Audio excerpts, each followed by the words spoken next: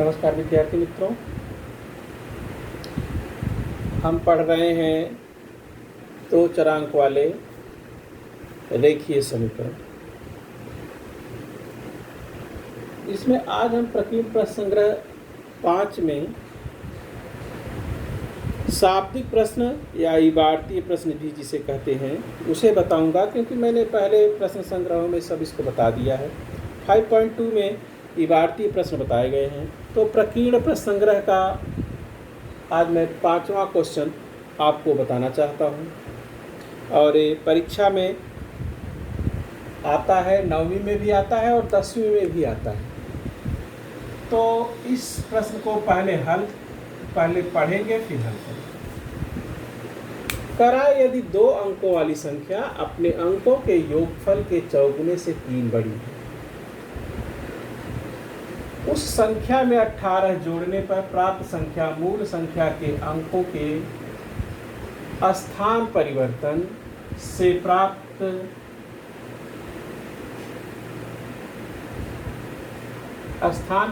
से प्राप्त संख्या के बराबर हो जाती है, तो वह संख्या ज्ञात करो। स्थान यहाँ है कि स्थान परिवर्तन से प्राप्त संख्या के बराबर होती है, ऐसा सवाल। तो आइए हम मानेंगे, माना दहाई का अंक x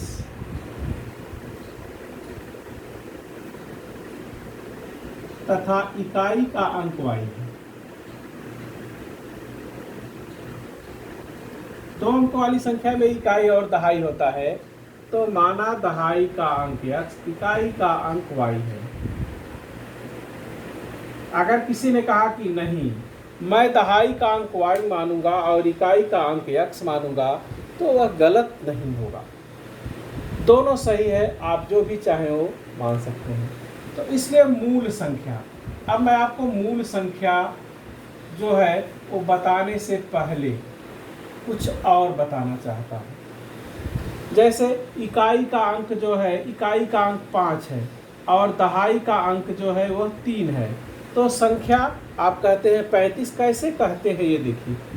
हम क्या करते हैं, इकाई के अंक में 1 का गुणा करते हैं, 1 गुणे 5, और ये बराबर लिखते हैं 5। और दहाई का जो अंक है, आपने स्थानीय मान पढ़ा था, दहाई के अंक में 10 का गुणा करते हैं, 10 गुणे 3, और ये बराबर हो गया 30, और दोनों को जोड़ दिया, 30 और 5 35, ऐसे निकालते हैं।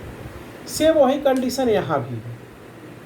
यहाँ पर दहाई का अंक है x और इकाई का अंक है y, तो मूल संख्या हो जाएगी 10 गुणे x और प्लस 1 गुणे y, तो बराबर हो जाएगा 10x और प्लस y। अब अंकों का स्थान परिवर्तन से प्राप्त संख्या पहले निकालिए। अंकों के स्थान परिवर्तन से प्राप्त संख्या, यह बराबर हो जाएगी, जहाँ x था वहाँ y आ जाएगा और जहाँ y था वहाँ x आ जाएगा, हो जाएगा 10y और प्लस x। अब मैं अपनी पहली शर्त की तरफ बढ़ रहा हूँ। पहली शर्त मैंने पहले भी बताया था कि इसमें 2 शर्तें दी जाती हैं। पहली शर्त क्या है? पहली शर्त देखिए, कह रहा है 2 अंकों वाली संख्या अपने अंकों के योगफल के चौगुने से 3 बड़ी है। 2 अंकों वाली संख्या कौन है? 10x और प्लस y। यह बराबर है अंकों के योगफल का 4 गुना। अंक कौन है? x plus y। अंक यही है ना, x और y, इसका 4 गुना, 4 से गुणा करें और उससे भी 3 बड़ी है ये, और इसमें 3 जोड़ दें तो इसके बराबर हो जाएगी। 2 अंकों वाली संख्या के बराबर यह करने के लिए अंकों के योगफल में 4 का गुणा करेंगे और उसमें 3 को जोड़ देंगे। तो यह हो गया 10x और प्लस y बराबर 4x प्लस 4y और प्लस 3। इसको पक्षांतर करेंगे। मैं इधर लिखा हूँ 10x plus y minus 4x और माइनस 4y बराबर 3।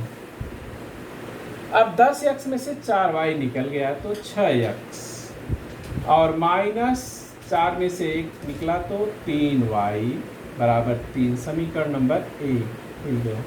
अब दूसरी शर्त,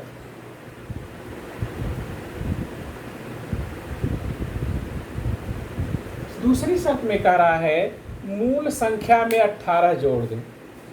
मूल संख्या में क्या जोड़ दें? 18। इसको इस तरह भी लिख सकते थे, इसमें जो है 3 कॉमन लेके लिख सकते थे, छोड़िए उसको हम नहीं करेंगे क्योंकि उसमें आप भ्रमित होते हैं, यहीं तक रहने दीजिए। तो यहाँ पर कहता है मूल संख्या में 18 जोड़ दिया जाए। मूल संख्या कौन है? 10x धन y। 10x धन y, इसमें 18 को जोड़ दिया तो जो अंकों का स्थान परिवर्तन करने पर प्राप्त संख्या मिली उसके बराबर हो जाता है 10y प्लस x। 10y और प्लस x, इसको भी पक्षांतर किया। ये 10वीं में भी है, याद रखिएगा। तो 10x plus y minus 10y minus x बराबर माइनस 18। ये दोनों इधर आए माइनस हो गए, 18 भी इधर गया माइनस हो गया। आपके सवाल जो कुछ निकाले गए हैं वो 10वीं में है, 9वीं में भी ऐसे सवाल निकाले गए हैं। कुछ टाइप का सवाल बाद में आपको दिया गया है, पहले निकाला गया, इसलिए अगर आप सब पढ़ेंगे तो ज़्यादा अच्छा होगा। उसमें लिखा है स्व अध्ययन, मतलब आपको पढ़ना है, लेकिन हम बहुत से सवालों को उसमें हम बताते भी चल रहे हैं। तो 10x में से 1x निकल गया, 9x और माइनस 9y बराबर 18। ये समीकरण नंबर 2 हो गया। अब हमने आपको विलोपन विधि बताया था, उस विलोपन विधि से हम सवाल को कर सकते हैं। क्या करिए आप, अगर आपको y हटाना है तो इसमें 3 का गुणा कर दीजिए समीकरण नंबर 1 में। तो समीकरण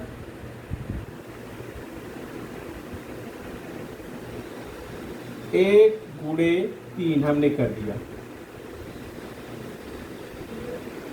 1 गुणे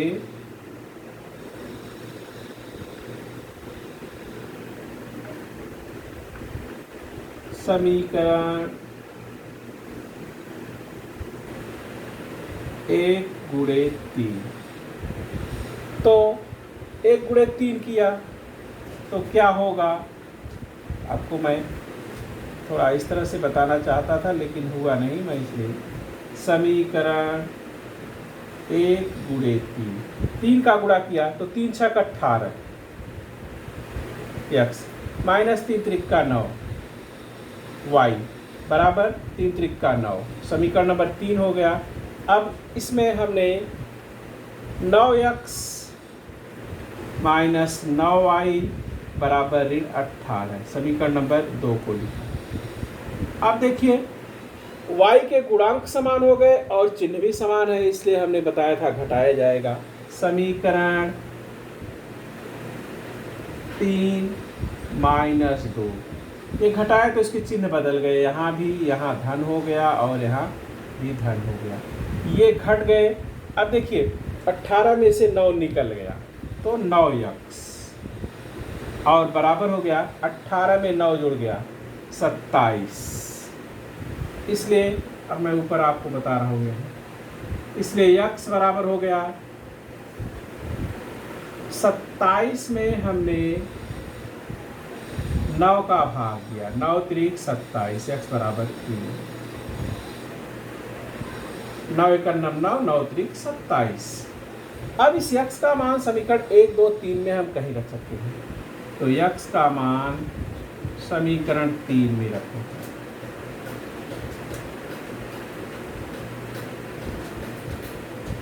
समीकरण 3 क्या है? बड़ा समीकरण मैंने ले लिया, आप चाहे तो छोटा ले सकते हैं, 1 भी ले सकते हैं, 1 सबसे छोटा है इसलिए 1 में रख कर देखिए, 3 में भी रख सकते हैं। तो मैंने 3 लिखा है तो मैं 3 लिख ही देता हूँ, कोई बात नहीं।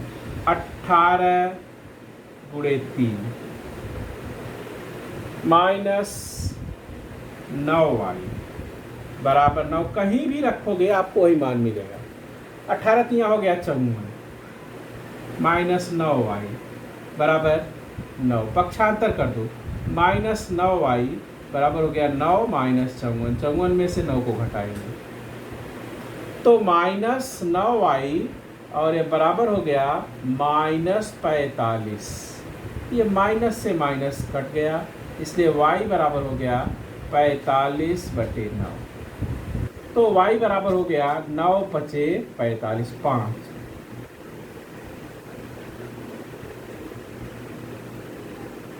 नौ पचे 45। अब मूल संख्या मूल संख्या कौन है भाई? 10x और प्लस y, यही आपका मूल संख्या है। देखिए 10x प्लस y। अब हमने